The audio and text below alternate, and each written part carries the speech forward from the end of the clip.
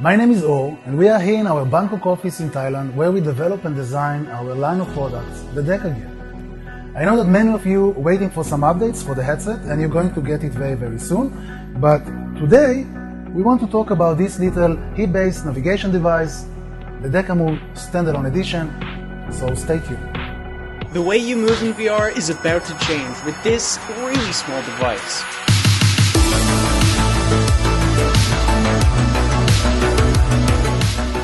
I do believe that this device will be the first step in changing how we move in VR fundamentally. I never expected that this little piece of hardware can change the whole gameplay. And man, I gotta tell you, I'm pretty freaking excited about this now.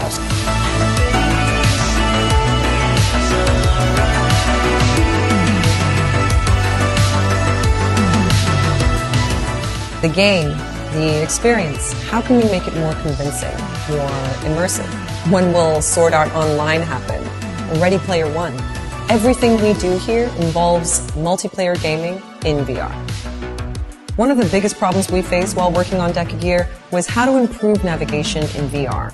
Alright, here we are. So right now we have three major ways to move in our games. We have teleportation, that is the first one that was ever used, where we just aim at a place and we teleport there.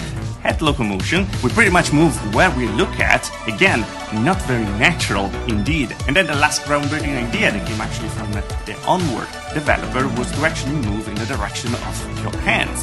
Well, not very natural also, but well, it worked. DecaMove solves this issue by allowing you to navigate with your body, freeing your hands for interaction and your head to spectate around. And it's small, only 30 or so grams. It's smart. It autocorrects drift issues based on your gameplay, and it solves real problems in VR. DecaMove supports most VR games on Steam right out of the box. To use it, clip DecaMove to your pants or waistline, start a game, calibrate it, and that's it. You have just learned how to use DecaMove in 5 seconds. Hip-based navigation means you can walk in VR chat in this nice Japanese garden, for example, and just have a conversation naturally as you would do in the real world. Moving forward and looking at each other while talking. How romantic, right?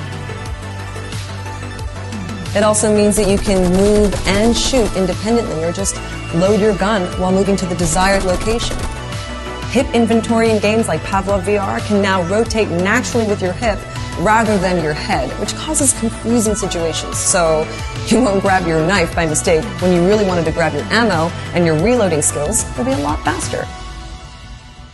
I'll start with Pavlov, and straight up, I play better with it right off the bat. Movement is more straightforward. I have overall far more control over my character in a more intuitive way. I can walk straight and look left with my head and have my gun to my right. It's no problem. Moving forward and fighting to the side or even back. Is that crazy? They're not used to that. They didn't see that before. They didn't ever use the DecaMove. I've played enough Boneworks to really have a grasp on how the locomotion feels. And I gotta say, this is kind of nuts, but I'm never playing Boneworks again without the DecaMove or something similar. I never thought that such a small device can change the gameplay completely.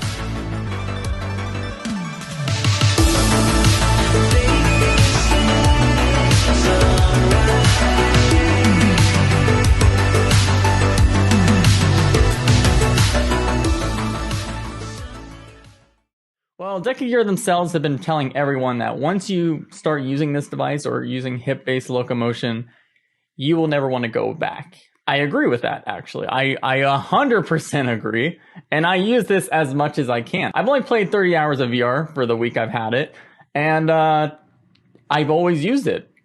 Always.